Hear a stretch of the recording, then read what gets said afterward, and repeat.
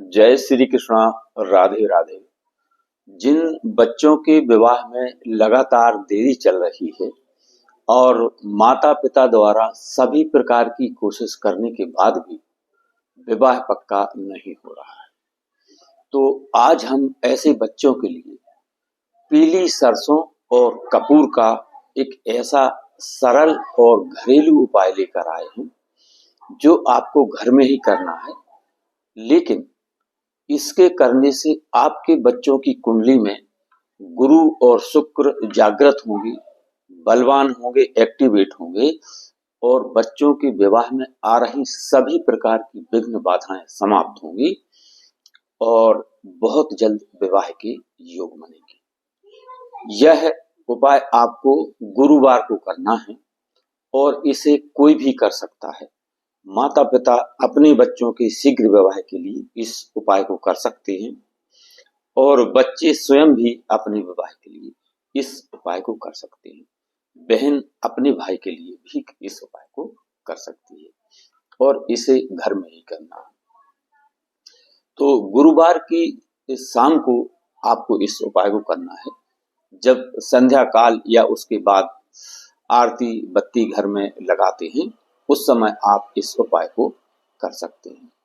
तो इसमें आपको 2 चम्मच पीली सरसों लेना है, 2 लौंग और 1 कपूर की टिकिया। बस इतनी सामग्री लेकर के और आप शाम को स्नान आदि से निवृत्त होने के पश्चात स्वच्छ और धुली हुई आपको पीले कलर के वस्त्र पहनना है और अपने पूजा घर में पहुंच जाना है। तो डेली रूटीन की पूजा करने के पश्चात आपको श्री हरि विष्णु जी यानी लक्ष्मी नारायण भगवान की तस्वीर के सामने आपको एक छोटी सी कटोरी में 1 चम्मच पीली सरसों को रखना है। उसमें 2 लौंग और 1 कपूर की टिकिया आप डालें और लक्ष्मी नारायण भगवान के सक्षम आप सामने आपको उसे रख देना है और अपने बच्चों के शीघ्र विवाह की प्रार्थना करना है। यदि यह उपाय बच्चे स्वयं कर रहे हैं तो उन्हें भी श्री हरि विष्णु भगवान से प्रार्थना करना है और उसके पहले आप कपूर को आपको जला देना है और श्री लक्ष्मी नारायण भगवान से प्रार्थना करना है कि हे लक्ष्मी नारायण भगवान, मेरे बच्चों के विवाह में यदि कोई बंधन दोष बना हुआ है तो वह खुल जाए और यदि कोई मंगल अथवा शनि दोष बना हुआ है तो उसका निवारण हो जाए और यदि कोई पितृ दोष, नजर दोष अथवा राहु दोष बना हुआ है तो उसका निवारण हो जाए। ऐसी आपको श्री हरि विष्णु जी से प्रार्थना करना है और जो पीली सरसों है उसमें 1 कपूर की टिकिया डालें, 2 लौंग डालें और उसको जला दें और उस कटोरी को आप एक प्लेट में रख दें, क्योंकि जब पीली सरसों जलेगी तो छोटी सी कटोरी गर्म हो जाएगी, तो उसके पहले ही आप उसको एक प्लेट में रख दें, क्योंकि कपूर और पीली सरसों जलाने के पश्चात आपको पूरे घर में उसको घुमाना है। ऐसा करने से आपके घर की पूरी नेगेटिविटी समाप्त हो जाएगी और जो भी विघ्न बाधाएं हैं वह जलकर समाप्त हो जाएंगी। तो आपको जलने के पश्चात श्री हरि विष्णु जी से प्रार्थना करें और इसके बाद उस कटोरी को एक प्लेट में रख करके और आपको पूरे घर में घुमाना है, यहाँ तक कि अपने मेन गेट तक भी आपको उसे ले जाना है, सिर्फ टॉयलेट को छोड़कर पूरे घर में घुमाना है। ऐसा करने से आपके घर की, आपके मन की, आपके बच्चों की सारी निगेटिविटी समाप्त हो जाएगी और पॉजिटिविटी आपकी प्रवेश करेगी, यानी सकारात्मक ऊर्जा का घर में प्रवेश होगा, मंगल कार्यों की शुरुआत होगी। तो साथियों, इसके पश्चात जो आपने 1 चम्मच सरसों अलग से रखी हुई है उसको एक पीले कलर के कपड़े में यानी रूमाल की साइज अथवा पीले रूमाल में रख करके 1 कपूर की टिकिया भी आपको उसमें रखना है और बच्चों के कमरे में आपको रख देना है। उसमें एक चीज और रखें आप, 2 लौंग और 2 इलायची। उसकी एक पोटली बनानी, यानी कि एक पीले कपड़े में ये पीली सरसों जलाने के पश्चात 1 चम्मच आप सरसों और लें और एक पीले कपड़े में रखें, उसमें 2 लौंग, 2 इलायची और 1 कपूर की टिकिया रख करके उसकी पोटली बना लेना है आपको।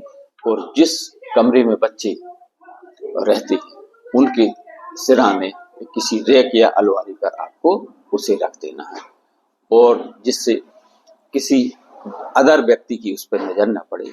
और यह उपाय आपको चुपचाप करना है बगैर किसी को बताए।